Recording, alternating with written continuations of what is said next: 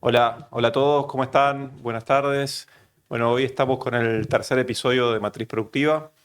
Es un episodio súper atrapante. Nos vamos a meter con varios temitas, pero tres en particular que nos parecen fundamentales para el desarrollo y la producción argentina. Vamos a estar charlando sobre temas de financiamiento, vamos a estar charlando sobre temas de el campo, del agro, producción agropecuaria, y también sobre temas de herramientas tecnológicas y cómo todo se mezcla y genera más posibilidades para la ciudadanía. Así que sin más, le voy a dar a Juanpi para que presente al invitado de lujo que tenemos. Bueno, gracias, Quique. Bueno, llegamos al tercero, estamos bien. Así que, nada, hoy tenemos un invitado muy especial, una persona que la verdad que yo admiro mucho, quiero mucho y para mí es un ejemplo en muchas cosas. Eh, pero bueno, vamos a dejar que él nos cuente y que ustedes lo conozcan. Así que, bueno, bienvenido, Delfín Uranga. Bueno, muchas gracias por la presentación entre lujo y todas las cosas que dijeron. Ya me siento casi abrumado, pero muchas gracias por este espacio. Bueno, Delfín, contanos un poco quién sos vos, de dónde venís, contanos nada. Bueno, soy Delfín Uranga, estoy casado con Bárbara Tanoira. Tenemos 6 hijos, 5 mujeres y un varón. Bueno, nací acá en Buenos Aires, pero viví gran parte de mi infancia en el campo. Teníamos un campo muy lindo cerca de Rosario, justamente en el pueblo de Uranga. Y tuvimos una infancia muy linda de campo con otra familia también que era Uranga, los hijos de Ignacio y los hijos de Marcos. Yo soy de los de Marcos, nosotros éramos 7 hermanos y ellos eran 8 hermanos varones, así que ya solo entre nosotros éramos 15. Después se murió la madre de ellos, que era mi tía, y el padre de ellos se casó con una mujer que venía con 3 más, así que eran 11. Después tuvo uno más, 12, así que ya ahí éramos 19. Con lo cual tuvimos una infancia muy rodeada de primos, viviendo en el campo, hasta que finalmente en un momento determinado papá se vino a vivir a Buenos Aires. Hablando de matriz productiva, típico de Argentina, hay cambios y de repente por ahí era más negocio la parte financiera que producir en el campo, así que papá tomó la decisión de venirse a vivir a Buenos Aires por el campo.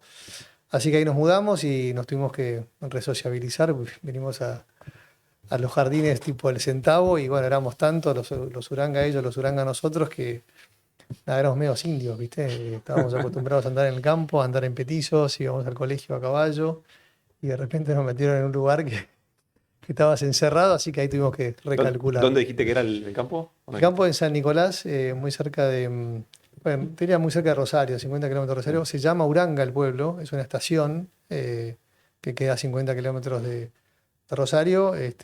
Antes era muy importante el tren, y bueno, y dentro de los trenes estaba esta estación Uranga, y el campo está a 3 kilómetros, o sea, está prácticamente sobre el pueblo. De hecho, el cementerio se donó y es una parte del campo. Así que don Marcos tuvo la iniciativa de volverse, reconvirtió su matriz y se vino para acá.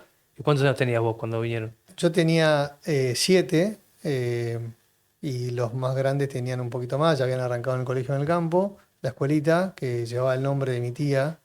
Éramos 2 Uranga Rueda, porque mi mamá también es Rueda y la mamá de estos chicos Uranga, de los Ignacios Uranga, era también Rueda. Y nosotros al papá de ellos le decíamos, de hecho, papá Ignacio. O sea, es como que realmente una especie de Una familia, comunidad. una comunidad.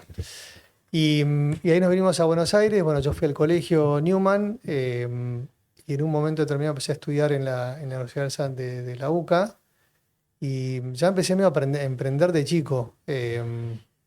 Estaba estudiando y la verdad que no me hallaba mucho en la UCA, estaba en tercer año, me iba bien todo. Y mi mamá me dice, ¿por qué no te vas a Estados Unidos? Y casi que me puso en el avión y me mandó a Estados Unidos. Y me fui a estudiar a la Universidad de California. En ese momento no existían ni los intercambios, o había muy pocos, y menos existía la posibilidad de transferirte a una facultad. Así que me puse a traducir los programas y las notas. Las notas acá son del 1 al 10, allá son de En unos 7. ABCD, Ah, se tenía que pasarlo a letras. No existe que alguien se transfiera. Yo me fui a varias universidades y finalmente caí en la Universidad de California en Santa Bárbara, que además es un lugar único e increíble en el mundo. ¿Seguro que fue por eso o Y elegiste? yo creo que recalculamos por el lugar. Y me recibió una señora llamada Judy Berger, que era una señora mayor. Capaz que hoy yo soy el mayor, pero bueno, en ese momento Judy era mayor y me dijo, mira, hay una posibilidad remota de que puedas entrar, pero la verdad que tenés muy buenas notas y demás. Y si entras vía extension y te va bien de marzo a junio, el año que viene por ahí te puedes incorporar por un año. Y ya para terminar, ¿no?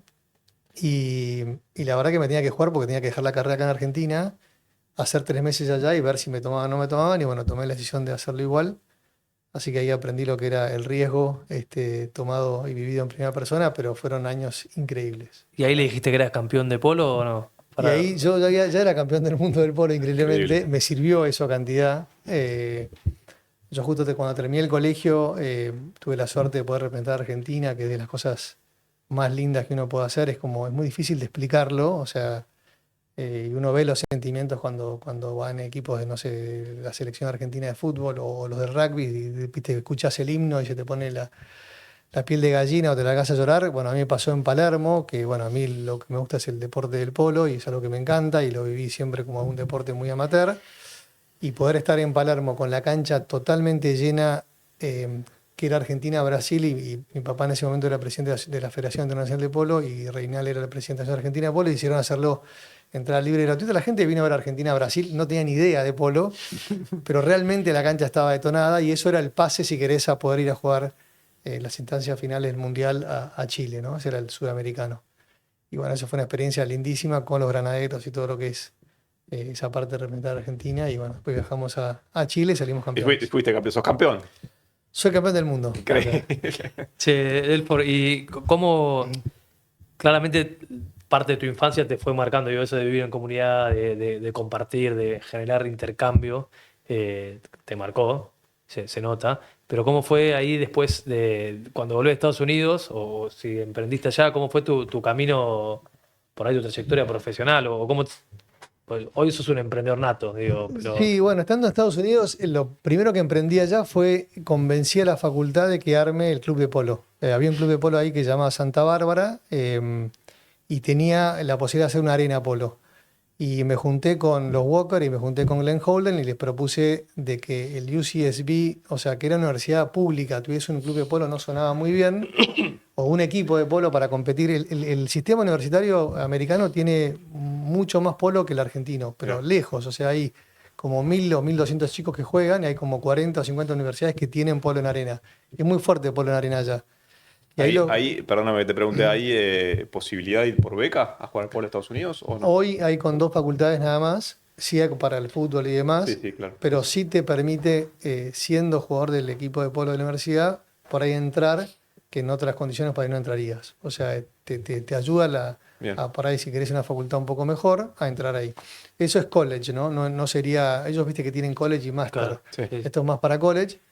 Así que mi primer emprendimiento en Estados Unidos fue ese, y hicimos el club de polo, o sea, el equipo de polo de UCSB, que sigue todavía hasta el día de hoy. Le encontré una beta al diferimiento, en realidad, a no pagar impuestos. Cada donación que recibíamos de un caballo era la posibilidad que cada uno deduzca impuestos como 40 o 50 mil dólares, así que logramos bastantes caballos de entrada de la gente del club de polo de Santa Bárbara, y se inscribieron 33 jugadores, de los cuales 30 eran mujeres y solo 3 varones. Así que hicimos un equipo femenino, un equipo masculino, y fuimos a competir, y de hecho llegamos a la final. Eran los regionals primero y después los nationals después. Así que como experiencia fue muy buena. Me quedé trabajando en Estados Unidos después que terminé esta parte de estudiar, con uno de los patrones del polo que me había ayudado a armar el equipo de polo UCSB. Trabajé 3 años, me quedé viviendo en Los Ángeles y sus alrededores, y esa compañía después quiso venir a Argentina. En realidad quiso venir a Latinoamérica. Empezamos por Colombia, Chile y Argentina, y esa compañía se vendió a General Electric y me ofrecieron volver a Estados Unidos, y ahí preferí no, quedarme acá. Y ahí empecé una carrera nada que ver. Entré en el mundo financiero, entré en lo que se llamaban Merchant Bankers y Asociados, MBA, en una parte que para mí fue espectacular a nivel formativo, que era la parte de fusiones, adquisiciones y mercado de capitales.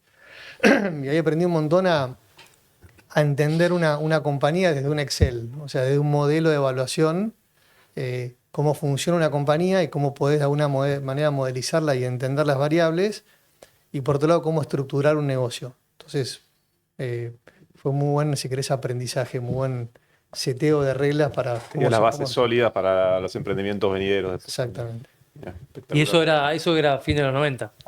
Eso era ya 90, claro, fin de 90, exactamente. Ahí me casé, con Bárbara, nos casamos y empezó toda la movida de Internet.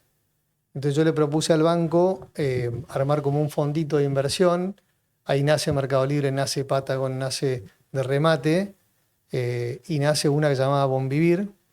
Y de repente se me ocurrió emprender de vuelta y le propuse al banco que quería emprender adentro del banco y no me la tomaron muy bien. Así que terminé saltando y terminé metiéndome en Bonvivir, en Agrupate y en Canjeo. Armamos 3 compañías. Que Bonvivir básicamente era vender vinos y todo lo que sea del buen vivir. En ese momento Internet era fascinante en términos de poder tener un catálogo online, eso no existía hasta que apareció Internet, y poder recibir a domicilio cosas como un vino, que es una fiaca, comprar en un supermercado. Armamos Agrupate, que en ese momento era agruparse para comprar con descuento. Tuvimos un cuento medio gracioso que casi que nos puso a comprar Mercado Libre y no quisimos, No. porque parecía que el modelo de remates en ese momento ya estaba obsoleto. En ese momento, en aquel entonces Mercado Libre lo que hacía era remates, nada que ver lo que hace hoy, de cosas usadas. Nosotros agrupábamos a la gente para comprar cosas nuevas. La Palm Pilot era en ese momento el producto, entonces se agrupaba a la gente y compraba la Palm Pilot, entonces si eran 10 salía menos guita. Entonces Internet era espectacular para juntar gente que no se conocía, pero que tenía un objetivo común que era comprar una Palm Pilot. Después empezamos con esta idea de canjeo.com, que era volver al trueque. En el agro sale mucho el tema del canje y en la mitad se nos acabó la plata. Así que tuvimos que hacer lo que llamaba el B2B, Back to Banking, que en mi caso fue nada que ver, ir a trabajar a Telefe. No, pero unos saltos ornamentales. Haces. Yo te escucho hablar igual y una de las cosas que resalto y seguramente va a volver a la mesa en la entrevista es que no le tenés miedo a la tecnología. O sea, vienen los cambios y vos como que te subís, o sea, lo vas surfeando. Eso no es tan común, obviamente para un emprendedor es una característica súper importante, pero y también me pasa a mí que siento que se acelera cada vez más. ¿Vos creés que el promedio argentino está preparado para esto que está viniendo, que está pasando, la IA? Vamos a ir después a los tokens también.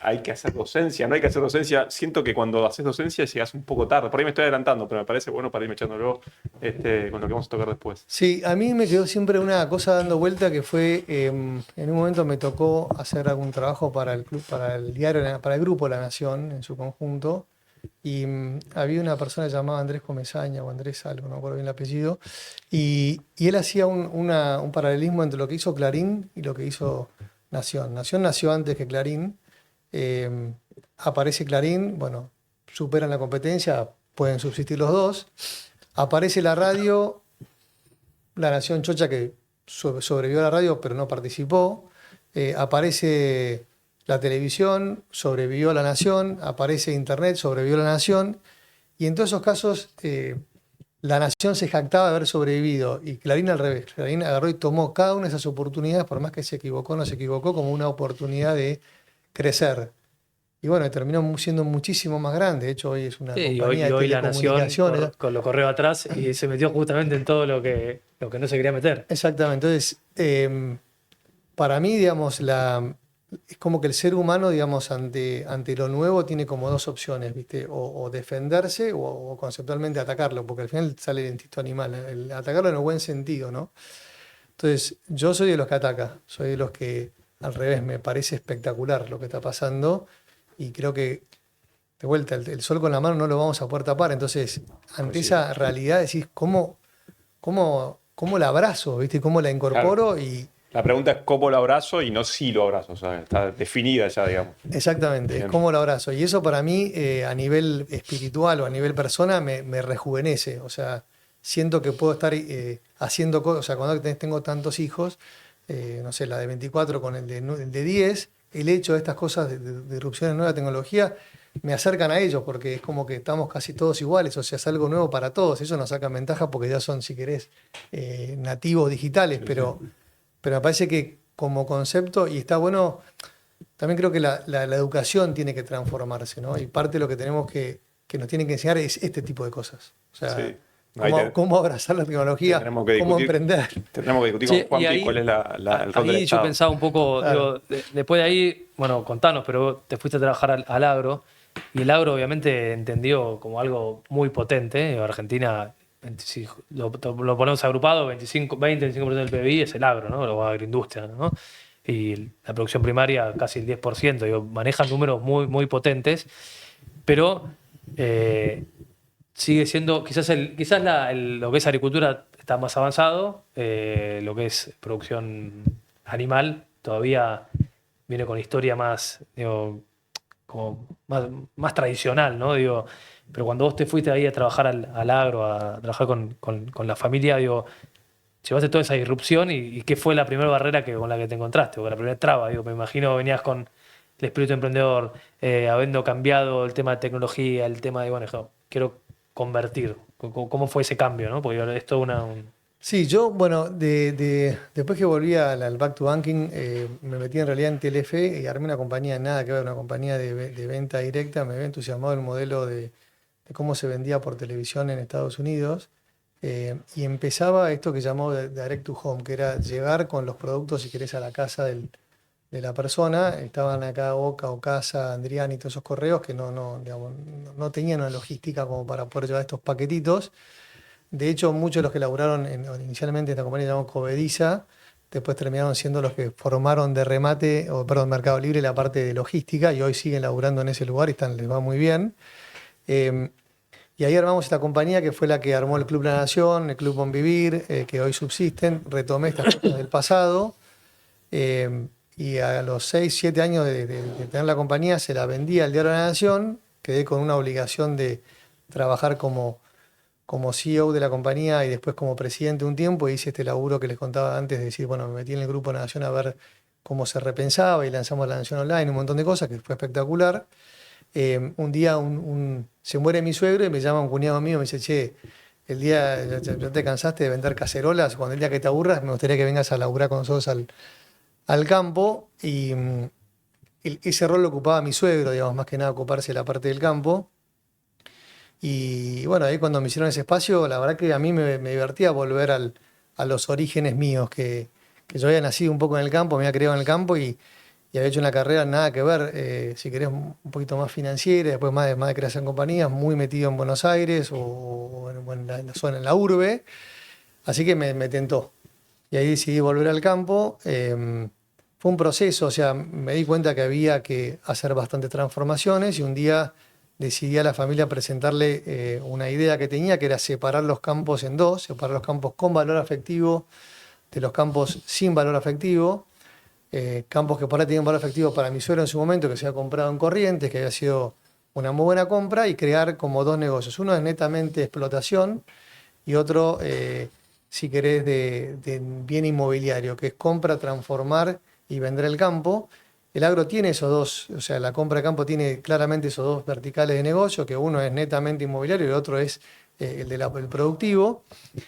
Así que por un lado empecé con un camino de vender y comprar campos, que eso fue re interesante. Empezamos con un proceso de búsqueda de campos usando tecnología que nos permita por imágenes satelitales entender el potencial productivo de un campo independientemente de lo que se está haciendo en ese momento en el campo. ¿Y eso qué año era? Porque eso me agarró justo en un momento muy bueno después que de suba de precio de la soja, ponerle 2000, no sé bueno para los años. Pero bueno, 10, 12. 12, exactamente.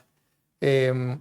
Así todavía que, el tema de imágenes, eso era bastante incipiente. Sí, totalmente, era sumamente incipiente. De hecho, uno de mis cuñados, Gonzalo Tavera, me challengeaba, decía, ¿cómo va a haber desarbitraje de precios si no hay asimetría de información? Y la verdad que sí había asimetría de información, y de hecho vos veías que una persona, y lo sigue habiendo hoy. O sea, hoy me pasa que estamos en un proyecto de desarrollo en San Luis, que me encanta y estoy sumamente divertido, y está todo el mundo esperando que yo me funda en vez de que copiarme. O sea, yo, digamos, ya es el 7º año que estoy ahí, o 6º año, y lo hice con plata nuestra. O sea, ya no es plata ni siquiera de la familia, es nuestra. Y la gente está esperando que yo me funda, y la verdad que yo lo veo con una oportunidad enorme, porque además genera un valor enorme, porque convertís una hectárea que tenía una vaca cada 10 hectáreas a un lugar donde salen 5.000, 6.000, 7.000 kilos de maíz, que eso genera un volumen enorme de laburo. Explica y define un poquito lo que dijiste de asimetría de la información y el tema del desarbitraje para los que nos están escuchando. Bueno, por lo general lo que se llama asimetría de información es si todos tenemos la misma información o no acerca de algo. Y la verdad que cuando uno está en el mundo de los commodities, uno debería tener más o menos toda la misma información. Existen todos estos grupos CREA, con lo cual hay mucho compartir información, que eso es espectacular en el agro, el cómo se genera el compartir información, y en el mundo de tecnología también hay mucho de eso, hay mucho del co-crear y demás. No es tanto tener la información, sino qué haces con esa información, ¿no? Y hoy nos va a pasar mucho, porque cada vez va a estar más disponible y vamos a tener mucho más acceso a la información. Entonces ya no es si tenemos o no el dato, sino es qué hacemos con ese dato. Y a mí me parecía que había campos que estaban desarbitrados en precio, porque en ese momento, por ejemplo, en toda la cuenca del Salado, el INTA había hecho un trabajo espectacular que era gratuito, de GeoINTA, que te permitía ver por colores cuándo se inundaba el campo. Si querés la limitante del campo, al final te lo daba cuándo se inundaba en función de la cantidad de milímetros. Y vos pintabas y veías los marrones, que eran las lomas buenas, el verde era la media loma, y el bajo se ponía azul. Entonces, cuanto más marrón y verde tenías, mejor era el campo. Entonces agarramos el plano de catastro con un socio mío que se llama Gastón Blanchard, y dijimos, bueno, por lo general se evalúan los campos por zonas. Agarremos una zona que valga poco y busquemos el campo bueno en la zona que en teoría vale poco.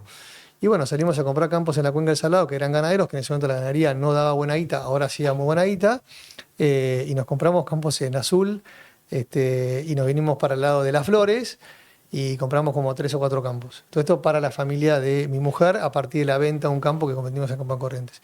Hicimos lo mismo en Uruguay. En Uruguay nos fuimos y nos compramos 3 campos, siempre campos con potencial de revalúo. Ahí nos pasó algo particular, que yo empecé a buscar campos cuando los campos valían $800. La familia no me tuvo tanta fe en ese momento que compremos en Uruguay. Entonces me decían, no puede ser que apliques esto mismo de la cuenca del Salado, que tiene que ver Uruguay. Bueno, tenía que ir ganándome estas, si querés, validaciones. Yo por ahí, como decís vos, iba a una velocidad un poco más ligera, pero es importante respetar los tiempos de todos, sobre todo cuando manejás algo que no es tuyo y de terceros y demás, con lo cual es importante generar ese respeto en todas las partes. Y bueno, entramos cuando los campos ya valían 3.000 en Uruguay, y así todo fue un negocio. O sea, ahí lo conocimos al famoso Coche Inciarte. Cada compra del campo, como lo hacemos nosotros, es medio artesanal, con lo cual tenés un cuento por cada campo que comprás, ¿viste? No sé, en el caso del Coche Inciarte, me acuerdo que llegué a comprar el campo. Coche Inciarte es un sobreviviente de los Andes, un tipo espectacular, que la verdad que fue de los que estuvo a nada de no llegar a sobrevivir, porque tenía una gangrena tremenda, estaba muy complicado, y justo cuando llega el helicóptero, los que más estuvo complicado para zafar, y zafó. Entonces llegué, me acuerdo, en el avión de la mañana, y estaba negociando la venta del campo él, y me acuerdo que a las 11 me dice, ¿y nos tomamos algo? Dale, una soda, algo. No, un whisky. Arrancó, tranqui. Arrancó fuerte. Así que a las 11 nos tomamos un whisky con el coche, compramos ese campo y pues lo vendimos muy bien. Che, una de las cuestiones que nosotros resaltamos mucho en los distintos episodios es el tema de la articulación público-privada. La verdad que con toda la cantidad de emprendimientos que hiciste y todas las inversiones privadas que hiciste, que hayas resaltado al INTA y que hayas dicho algo positivo y que haya habido transferencia de algo que haya hecho el INTA, porque muchas veces se dice que hacen cosas que no sirven para nada, una transferencia a la actividad productiva privada, me parece totalmente destacable y súper interesante. Yo rescato mucho el modelo de Embrapa, no para todo, pero sí para algunas cosas puntuales, que genera productividad en zonas donde no la hay. Así que eso me parece que es muy interesante para rescatar y para tener una mirada de futuro. Sí, y interesante eso que contabas también de los grupos CREA, o para los que no saben, bueno, los grupos CREA, pues si querés contarlo, pero digo, eso de compartir información y co-crear me parece que es clave, ¿no? Porque digo, si todos tenemos la misma información, podemos agregar más valor, y el secreto es compartirlo, ¿no? Pero ahí, ¿cómo después de eso, digo, de todo la ida y vuelta con la familia, que evidentemente nada, anduvo muy bien, ¿cómo surge el nuevo emprendimiento? Bueno, este nuevo emprendimiento surge un poco porque cuando empecé con esta movida de comprar campos, en Argentina en ese momento no estaba gradada la venta de acciones. Entonces dije, bueno, en vez de comprar y vender un campo, compremos que una sociedad compre el campo directamente, una sociedad toda prolijita, toda limpia, de cero, cosa que después vendamos a la sociedad y sea no tan difícil venderla, y el due diligence sea muy sencillo. Entonces creamos estas sociedades nuevas que compraban los campos, cada campo era una sociedad, y después buscamos vender la sociedad. Y cuando ibas al banco a pedir un crédito o algo con esa sociedad nueva, era como que veían un fantasma. O sea, los dueños eran gente que había vendido la Quilmes o con la cual estaban muy bien adquisitivamente. La compañía tenía un campo, tenía vacas, tenía grano en silo bolsa y nada de los activos eran valiosos para el sistema financiero. Entonces, por un lado, tenía eso dando vuelta en la cabeza durante muchos años porque no podía creer que una sociedad que no tuviese más de 2 años prácticamente no es un agente de crédito, claro. directamente no entra al sistema. Por otro lado, cuando empecé este laburo nuevo de meterme en los campos y demás, me sorprendía lo fácil que dejábamos 40, 50, 60 mil dólares tirados en una bolsa de plástico en el medio del campo, que eso es lo que tiene un silo bolsa. Y de esos en Argentina hay 400.000. O sea, hay 20 mil millones de dólares que quedan conceptualmente tirados en el campo, que por un lado es un alimento, es una cosa de muchísimo valor en ese sentido, y tienes una cosa de muchísimo valor en términos de capital inmovilizado por parte del productor. Y yo veía el proceso de cómo lo hacía, particularmente en el campo que le tocó a mi mujer. Venía la cosechadora, que la cosechadora estaba recontra sofisticada, tenía todo tipo de tecnología, todo tipo de información digital.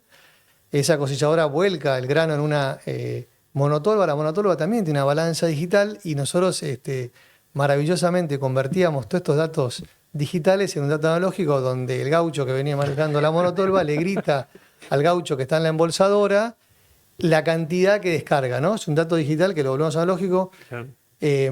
En ese momento Sergio era el parquero de Bárbara y era el que estaba haciendo el turno de noche, o sea, el turno de noche estaba haciendo Sergio, que ya había laburado a la mañana, anotaba en una libretita y después llevaba esa libreta a la oficina y venía Isidro a la mañana, lo agarraba en un Excel y después Noelia lo cargaba a un sistema. Un dato que era digital, lo convertíamos en analógico con un error de carga tremenda. Usaba el celular para linterna, para escribir, digamos, en el papelito.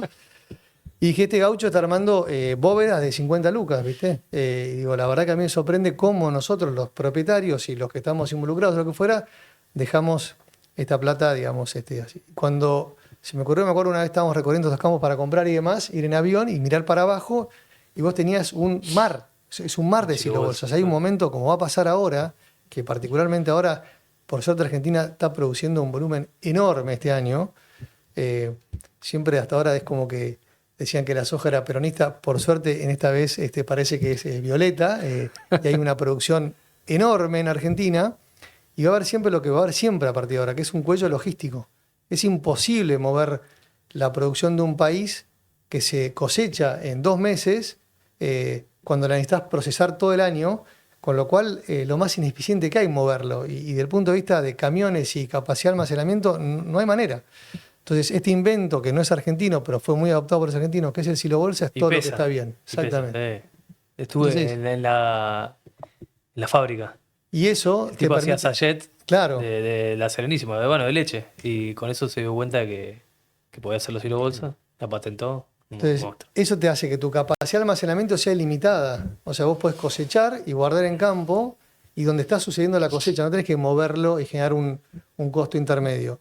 Entonces, básicamente, así terminan haciendo un poco Silo Real, de decir, bueno, tanto estos activos de muchísimo valor en el medio del campo, que no hace falta moverlos ahora, porque la verdad es que si yo tengo una fábrica como Bunge, que tiene una fábrica de molienda, que se compró Viterra y deben tener que, no sé, una capacidad de molienda de 24 millones de toneladas, que es casi la mitad de la soja que se produce en Argentina, o 30 millones de toneladas, bueno, necesitan moler todo el año, entonces necesitan mover la mercadería ahora. Claro. Y agregarle a eso que particularmente el silo bolsa además te deja segregada la mercadería. Vos hoy podés saber de dónde viene cada grano, o sea que para vos es muy importante, sobre todo para eventualmente para entrar a la Comunidad Europea el año que viene, ¿no? El tema de la trazabilidad. Entonces, vos podés dejar segregada en campo, en tachos, como le dicen ellos, de 200 toneladas, que es lo que es un silo bolsa, esta mercadería. Y Argentina, particularmente, diciendo lo que es el gobierno, hizo 2 cosas espectaculares para lo que quiere hacer Silo Real, que es, por un lado, desreguló un título de garantía, siguiendo, digamos, un poco como se hace en Brasil. Vos citaste a Brasil, nosotros estamos también en Brasil. Conceptualmente, en Brasil, el dueño del activo puede emitir su propia garantía. Se llama CPR en Brasil, acá en Argentina se llama warrant. Hasta ahora el warrant lo podía emitir solamente las guarranteras. Ahora el gobierno desreguló y dijo, además de las guarranteras, que lo puedan emitir las mismas personas. Y que no necesiten una guarrantera para emitirla, que directamente ellos, a través de una plataforma digital, puedan emitir su título de garantía. Eso habilita a que todos los productores de Argentina eso democratiza totalmente el sistema, porque puede ser un flaquito que tiene 5 vacas o que tiene 10 silobolsas o 3 silobolsas. Al final del día, lo que estás poniendo arriba de la mesa es la vaca y el silobolsa. Y todo eso vale lo mismo porque es un commodity. Hasta ahora él no podía poner, si querés, sus granos en garantía. Por eso conté lo de las sociedades hace que si no tenían 2 años de vida no existían. Claro. Entonces hay mucho productor que tiene activos de mucho valor y que hasta ahora no podía ponerlos arriba de la mesa, ya sea para conseguir crédito, que lo hace agente de crédito y por eso puede progresar. Por ejemplo, los tambos, ¿no? Los tambos, hoy incorporando tecnología, cambian radicalmente. Pasan de producir mucho más cantidad y mucho más calidad. Hoy es difícil conseguir gente que quiera estar haciendo el tambo Claro. a las 5 de la mañana un domingo. ¿Qué querés, Delfín, contar básicamente en 2 líneas? ¿Cuál es el principal producto de Silo Real? Y bueno, cómo fue la implementación y si vos ya sabías de la tecnología o tuviste que hacer alguna capacitación y demás. Sí, ahí eso yo preguntaba también, porque eso tiene como un antecedente, ¿no? Que era, vos decías, lo que tenés, el silo que tenés ahí, pero antes arrancaste con que cómo estaba el silo, cuánta humedad tenía, digo, como me metiste tecnología a eso y después te diste cuenta que esa tecnología la podías pasar al sistema financiero, pero ¿cómo fue esa? Sí, yo, lo que a mí me desvelaba era poder hacer visible estos activos que hasta ahora eran invisibles, que de hecho lo siguen siendo. O sea, no hay nadie haciendo lo que hace Silo Real en el mundo. O sea, está todo el mundo preocupado por las acciones y los bonos y, si querés, los metros cuadrados de un departamento. Pero nosotros, como sistema productivo a nivel mundial, está lleno de activos físicos de muchísimo valor. Que ahora la tecnología permite que esos activos se vuelvan visibles, se vuelvan, si querés, casi que vos podés listar un activo como listás una acción que tenga. Entonces, en Silo Real hicimos una metodología para que vos puedas listar un activo, que a través de la tecnología tengas una identidad, todos sepamos que estamos hablando de este silo bolsa, esta vaca de tambo, puede ser este auto eventualmente el día de mañana. Ahí tomás, si querés, el dato de un registro público, o si querés, de un registro oficial más que público, como es el caso de Senasa, que ahora tiene un registro por cada vaca. O nosotros creamos, por ejemplo, particularmente para los silobolsas, un silo ID en función de su ubicación georreferenciada con un polígono. Entonces le das identidad. Después haces una prueba de existencia. ¿Cómo sé que ese silobolsa está? ¿Cómo sé cómo está? Que es una prueba de condición. Después una prueba de estado contractual, saber si es mío o se lo transferí a Juanpi, o si lo tengo asegurado, o si lo tengo colateralizado con el banco. Y después un proof of ownership. ¿Cómo demuestro que el silobolsa es de Delfín? Y lo hicimos para el silobolsa, que yo empecé, digamos, bueno, empiezo con Natalia, empiezo con un NN. En silobolsa no había nada, no estaba ni el silo ID, no había ni tecnología para verificarlo, no había ni tecnología para saber cómo estaba. Entonces, aprovechando que alguien había desarrollado la tecnología y todavía no sabía cómo aplicarla, dije, apliquémosla por este activo, empecemos por el silo, que no hay nada, no hay nadie, y si hacemos esta tesis de que el silo se vuelve visible, primero para el dueño del silo, y después para una compañía de seguros, después para el sistema financiero, después para un comprador, es mucho más fácil de demostrar que la tesis que vos tenés es factible, si no es como que querés abarcar a todos los activos, claro, y al final no tenés nada. Entonces, Silo Real lo que hace es eso, volver un activo visible, y que a partir de que se vuelve visible, un activo físico verificado, que sea de manera remota y recurrente, o sea, a través de lo que llamamos la verificación remota y recurrente, una BRR, sin tener que ir, o sea, y que no sea una foto, sino que sea una película, conectarlo con los actores que están lejos de ese activo. Que es el que te lo quiere comprar, el que te lo quiere asegurar, o el que te puede financiar. O el que te puede financiar. Y ahí vos también tenés una trazabilidad, digo, qué semilla se sembró, todo. Entonces vos, una vez que tenés una identidad de un activo, le podés empezar a pegar información de atrás. Entonces, bueno, yo te agarro la identidad de un silo bolsa. Bueno, volvamos a la cosechadora. La cosechadora ya lo cosechó, ya tiene un montón de información. Hoy está todo georreferenciado, te dice de qué lote lo cosechó, qué especie es, qué humedad es. Si vos podés vincular el dato del nacimiento de un silo bolsa, que te lo dice el satélite, no el productor. El productor te declara, pero el que te verifica que la fecha de nacimiento es el satélite. El satélite pasa 24/7 por los campos y pasan estas constelaciones más de una vez. No sé si tuvieron alguna experiencia. Yo ahora me pasó y si fue a un camping en Bariloche. Sí, lo veo. Es una locura la cantidad que hay. Bueno, entonces, bueno, nos ven, sí nos ven. Nos escuchan también. Estamos en el horno. Entonces, mejor abracémoslo. Sí, claro. Vos ahí, si querés, como dice un socio mío, Charlie Buero, le corres el velo a miles y miles de millones de dólares y le das oportunidad a miles y miles de personas que son productores de a pie, que no son los más conocidos, que como no tienen mucho buen apellido o lo que fuera, no tienen acceso a un crédito financiero o a un crédito comercial también, y que ahora vienen, somos todos iguales. Una vaca vale 2 lucas, ahora bueno, el banco te la toma 1,5 lucas, tengo 5 vacas, tengo 7,5 lucas, o sea, tiene que ser mucho más basado en tus activos y no tanto en la información de un balance que entre nos, y no le diga a nadie, lo hacemos mucho más pensando en Arca Claro. que pensando en que el banco valiza la producción No, pero ahí me entra una duda con el tema de las vacas, que siempre me surgió. Vos tenés el silo bolsa, verificás el activo. Con la vaca, vos verificás el activo porque está la vaca, existe, pero vas, pedís un crédito en el banco te presta contraactivo, pero ¿qué pasa con esa vaca que se puede morir o no la deberías poder cargar y venderla porque... Bueno, muy buena pregunta. Y también tiene que ver con esto que planteabas vos acerca del gobierno, ¿no? El gobierno hizo otra cosa muy buena, que es en el caso particular de las vacas, generó un registro que hasta ahora es solamente obligatorio para los terneros, pero vos podés, por tu propia iniciativa, también meter una caravana individual a cada vaca. Entonces pasó a ser un registro de volumen a un registro de individuos. Con lo cual pasa a ser igual que un registro automotor. O sea, cada individuo tiene una patente. Entonces cada vaca ahora pasó a ser un individuo. Para el mundo de los warrants, que es la de regulación, no solo permitió que sean auto-warrants, sino que además incorpore más plazo y más activos, otro tipo de activos, como por ejemplo las vacas. Antes no podías incorporar una vaca. Entonces, ¿qué pasa con todos estos activos? Estos activos tienen valor de mercado, es muy fácil de determinar, porque hay un mercado, es un commodity. Lo que faltaba era que ese activo se vuelva verificable de manera remota. Con una caravana de SENASA individualizado ese activo, ya sabés que las vacas en garantía son estas 100. Al tener identificada la vaca, le puedes sacar un seguro.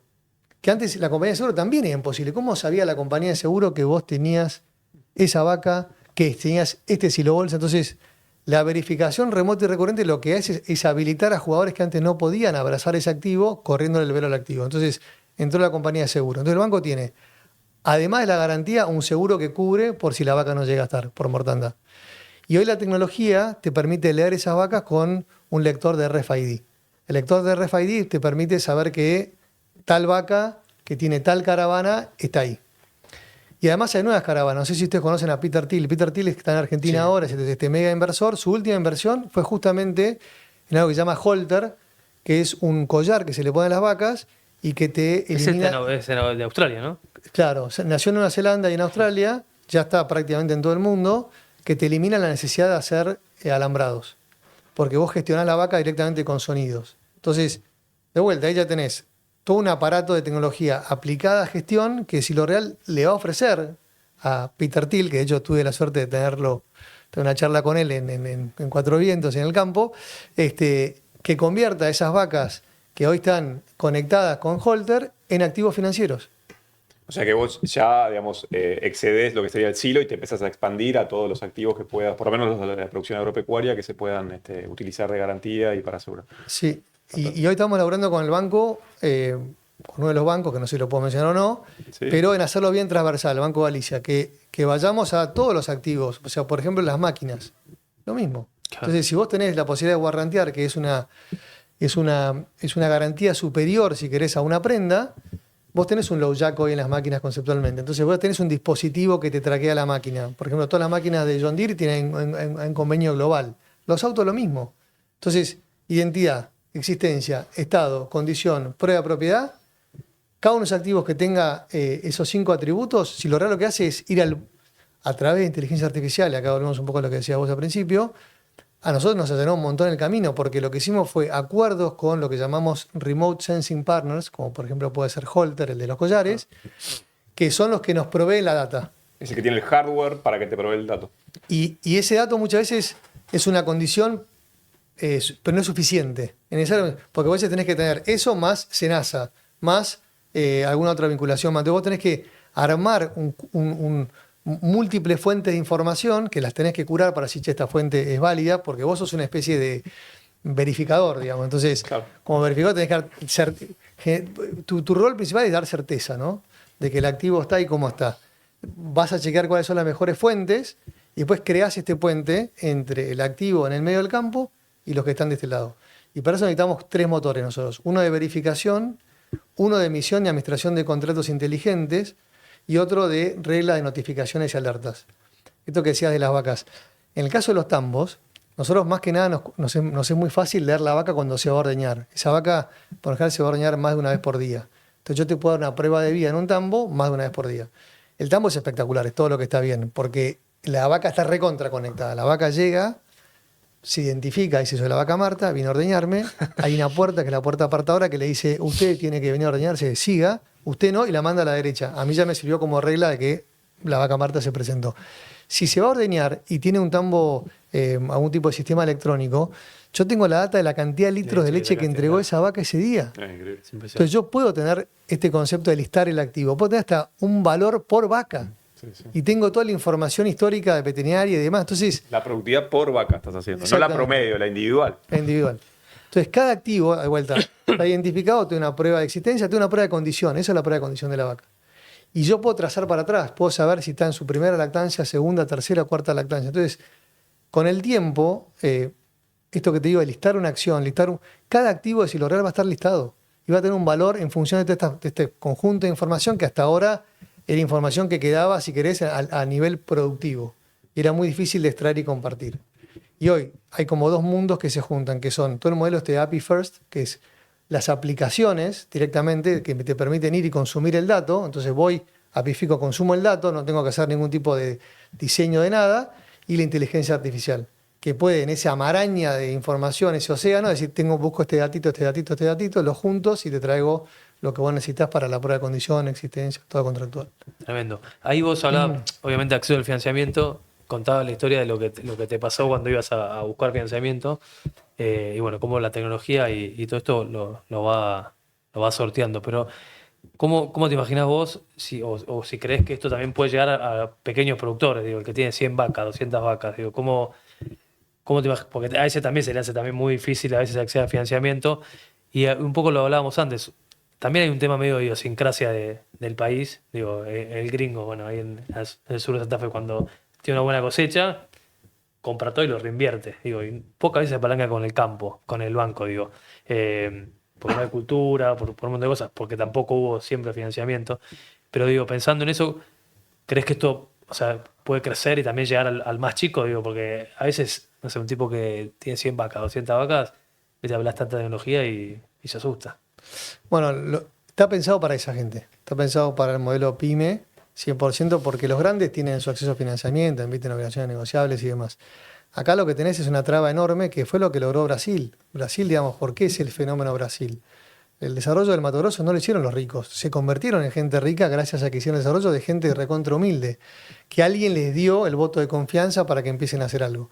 Entonces, vos en Argentina tenés un montón de productores que tienen esos activos que, de vuelta, ante los ojos del banco deberían ser exactamente iguales por valor del activo, claro, no por el apellido.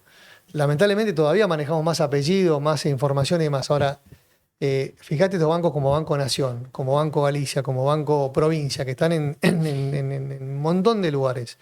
Yo el concepto que quiero es que el productor pueda ir con sus vacas y retire su crédito. Ahora, ¿cómo hago para que la vaca del productor viaje al campo, al banco? Bueno, lo permite la tecnología hoy, y de vuelta es esto de, sin querer queriendo, esto que hizo el SENASA de pensarlo por trazabilidad, ahora se le puede sumar un atributo de acceso a crédito. Entonces, realmente está pensado para el pequeño. El tambo, el primer crédito que dimos al tambo, por sistema de calificación, le habían dado 3 millones de pesos. Y el tipo tenía 700 vacas. 700 vacas, para que tengan una idea, valen 3 lucas la vaca de tambo. O sea, el tipo tiene 2,5 palos de inversión, de vacas, de activos físicos ahí. Verdes. A ese flaco, la calificación, como era una sociedad nueva, fue de 3 millones en descubierto. Claro. Y ese flaco lo que quería básicamente era comprar un robot. El robot te cuesta más o menos 100 lucas, más otras 100 lucas de obra civil. Bueno, por ahí el que le vendía el robot le decía: te prendo el robot y ya tiene un activo si querés como... Ahora, para las otras 100 lucas, que era la obra civil, nadie le daba nada. Digo, poné 100 vacas. Entonces definamos un valor de la vaca al cual el sistema financiero te la puede tomar, que tiene que ser un valor de liquidación. Ponle que en vez de ser $3.000 sea 1.500, 1.600. Y una vez que vos tenés definido el valor, definir reglas. O sea, lo que viene a proponer Silo Real es no solo verificar los activos, sino automatizar el crédito. Entonces, definida la regla, decís, bueno, a esta gente le presto hasta 250 lucas. Se presentan con vacas que valen $1.500, llenan hasta 250 lucas, le doy 250. No hay que hablar con nadie, conceptualmente. Y es tecnología sumamente objetiva, porque las vacas quedan bloqueadas después para que no puedas emitir una guía de traslado. Claro. Es otra cosa, estamos laburando con el SENASA y con la Secretaría de Turismo. Todavía no tuvimos el bloqueo individual, pero ya estamos trabajando para el bloqueo por volumen. Muy corto plazo va a pasar eso, que vas a poder bloquear por ID, digamos, por cada una de las vacas. Todavía no, pero SENASA va hacia eso. Entonces, este registro que nació por un tema de trazabilidad, más que nada orientado a un tema de venta, de consumo, esa trazabilidad te sirve para el sistema financiero cantidad. ¿Y a quién le sirve? Al pequeño y al mediano. Porque el otro se las arregla, el otro tiene amigos, conoce al otro, que yo. Ahora, cuando vas al volumen de la producción de Argentina, son esos. Claro. Y lo que mueve la matriz productiva, hablando de matriz productiva, son esos pibes, no solo los grandes. Estamos de acuerdo. ¿Cuáles son los costos de acceder a la tecnología? ¿De qué, digamos, es algo que hay que financiarse también para ello, digamos, o cómo lo habían pensado? Hoy lo estamos pensando de que los grandes financian a los chicos, o sea, que lo tome la infraestructura, porque al final del día, si lo real lo que provee es una infraestructura, para que suponete, Banco Galicia cree su modelo de préstamos garantizados y sus reglas. Entonces, el que lo va a pagar es el banco, en cierta forma. El que va a proveerle el servicio va a ser el banco. Y la verdad que es muy bajo, porque eso termina costando más o menos el 0,5% del valor del activo. Una garantía hoy, emitir una garantía te cuesta el 3, 4, 5%. Acá lo bajás a la nada misma. Y además tenés un seguro que te lo cubre. Entonces, realmente democratiza el acceso a crédito, que es lo que nosotros buscamos, o el acceso a también la venta del activo subyacente. Por ejemplo, en el caso de los silobolsas, esto que te decía, hasta ahora la venta se realizaba si yo te moví, viste, como Santo Tomás, había que meter los dedos en la llaga. O sea, para que yo tome. Tenía que mirarlo, tocarlo. Claro, yo tome válido que vos me podías vender un activo, me tenías que entregar una planta. Yo para entregar una planta ya tengo que gastarme plata en un flete. La planta tiene que recibir la mercadería. Digo, ¿qué pasa si esa planta, conceptualmente, lo toma en el campo? Entonces la transferencia arranca en el campo. Otra cosa positiva de Argentina, que se puede hacer la transferencia de dominio en origen. Entonces yo, productor, le puedo vender a alguien, Bunge, un silobolsa en mi campo. Y que Bunge ya es titular de ese silobolsa, con lo cual no es que si yo me fundo, entra en la convocatoria. No entra, ya es de Bunge. Yo hago un contrato con Bunge donde ese pedazo del campo está alquilado a Bunge y ese silobolsa es de ellos. Al darle una identidad, de vuelta, salís del volumen y estamos hablando de este activo. Entonces, este silobolsa lo compró Bunge, es de Bunge. Eso genera un valor enorme y un ahorro de costos enormes en la nueva Argentina. Movilizar, exactamente. Entonces vos, cada movida de eso, si vos necesitas ir a una fábrica que está en Rosario y lo vas a necesitar en noviembre, lo sacás en noviembre. Sí. Pero la cosa ya va a estar. Y te da flexibilidad también, ¿no? Exactamente. Lo veo también en los remates de vacas, ¿no? Digo, mucho más precario porque es un remate online con videos filmados por el productor, pero digo, hay remates de 45.000 cabezas en un día. Pero es así, como decís vos, fíjate si ese remate vos pudieras usar incluso la vaca que compraste como colateral. Tenés un precio de mercado real porque la acabás de comprar. Claro. Con lo cual, que te lo todo el banco, que te financie si querés los primeros días. Después vos onboardeás las vacas si querés a SENASA con la caravana que todavía de vuelta no es obligatoria para todos, pero ya la podés onboardear y decís, te pongo estas vacas en garantía. Automáticamente la compañía de seguro emite el seguro y emitís la garantía y te dan la plata. Entonces vos te compraste la vaca que te va a ayudar a financiar la compra de esa vaca. Claro. O usar la vaca que tenés en el campo. Eso hasta ahora no pasaba. Y vos ves, por ejemplo, Brasil, que está muy desarrollado todo el negocio de prenda y todo el negocio de garantías, digamos, si querés, físicas, no había incorporado tampoco estos activos físicos. Estaba incorporado el campo, estaba incorporado una maquinaria, pero no el activo físico que es de muy fácil realización. Y lo que viene a resolver eso es la tecnología. Que todo el tema de IoT, que son los sensores, todo el tema de satélites, todo el tema de aplicaciones móviles, si querés, estos dispositivos que se ponen en una vaca, hoy bajaron el costo radicalmente y se hicieron totalmente democratizables. Te llevo ahí un poquito a tu mirada de futuro y te traigo también al tema del rol del Estado. ¿Qué pensás que tiene que hacer el frente? Estuve nerdeando un poco, algunos casos en Australia hay un poquito de subsidio a todo lo que es tecnología para el campo, hay algunas cosas en países desarrollados que valdría la pena mirar. Por el tema del financiamiento y por el tema de la trazabilidad, ¿qué hacia dónde vamos, hacia dónde tenemos que ir, qué tiene que hacer el gobierno, tiene que intervenir, tiene que correrse y dejar a los privados que actúen, o sea, cuál es un poco tu mirada respecto de eso para, obviamente, tener como objetivo el desarrollo de la producción más democrático, que era un poco lo que estábamos hablando. Yo tuve el honor de ser el presidente de la Asociación Argentina de Polo y es un mini estado. O sea, cuando vos estás en una función pública de algo que es de muchos, aprendés que tu rol principal es crear condiciones para que los otros hagan. Entonces creo que, digamos, en términos de lógica de pensamiento, tanto el partido amarillo como el partido violeta, creo que van en la lógica correcta, que es decir, che, creo condiciones para que los privados muevan. Después están estos regímenes de incentivos que me parecen espectaculares, que ahora particularmente en el agro están enfocados a lo que es el riego, que después se podrán ir haciendo a otras cosas. Y me parece que lo que yo haría cuanto antes es simplificar, o sea, primero reglas claras y que perduren el tiempo, después simplificar la parte impositiva. La parte impositiva de Argentina es un drama. Entonces creo que eso nos hace muy poco competitivos, a pesar de tener la suerte, o sea, gracias a que tenemos la suerte que tenemos, pudimos, digamos, tener los suelos que tenemos, el clima que tenemos y que en Argentina es muy fácil de producir, pudimos bancar un nivel de costos impositivos tan altos. El problema de Argentina es eso, vos resolvele, sacale el peso impositivo al productor y esto explota, porque la capacidad, todavía, hoy y una cosa buena que nos está pasando, no solo por Argentina, sino porque el mundo nos está dando esta oportunidad, es lo que producimos vale. La ganadería está valiendo un disparate, nunca valió lo que valió en la vida. Entonces, Argentina hoy tiene una capacidad de aumentar la superficie explotada, de lograr más kilos, si querés en el caso de las vacas, por peso de faena, lograr más terneros por cada vaca. Hoy tenemos un índice del 0,6, o sea, hay 0,4 vacas que están básicamente al pedo, no producen un ternero por año. Leche, lo mismo, con tecnología, duplicar. Entonces, podemos duplicar casi, te diría, la producción de granos, podemos duplicar casi la producción de carne y podemos duplicar la producción de leche, que son cosas recontra básicas, ¿no? Que eso lo hace básicamente la incorporación de tecnología y condiciones buenas de mercado. Y eso para eso necesita financiamiento. Entonces, es como que todo está medio conectado. ¿Viste ese famoso discurso de Steve Jobs de Connecting the Dots? Sí. Entonces, creo que se están empezando a conectar los dots, los puntos, para que esto empiece a funcionar. Y veo al gobierno con intenciones. Los tiempos no los conozco, pero creo que van en el camino correcto. Esto que hicieron con la desregulación del Warrant, lo que hicieron con Senasa, lo que están haciendo con ir bajando de retenciones. Después estarán los ingresos brutos, estarán las tasas municipales. Ese es todo un tema que por ser se está atacando. La tasa municipal para mí es un disparate total. Yo me pasó como presidente de Asociación de Polo y como productor muy malas experiencias que te cobran cualquier cosa y que te vuelven viable. Entonces digo, por suerte la justicia, que ahí también es una cosa importante que en teoría es parte de un país, si pasa a ser justa y objetiva y vos tenés donde defenderte, se empieza como a encaminar todo. Entonces yo creo que como mi experiencia personal, que de vuelta es muy chiquitita, en un ámbito muy particular, el éxito más grande para mí fue haber creado condiciones para que los otros lo tomen. Nosotros queríamos desarrollar el polo federal y le dimos condiciones para que lo desarrollen ellos, no nosotros. Vos como ente rector no puedes ponerte a hacer todo.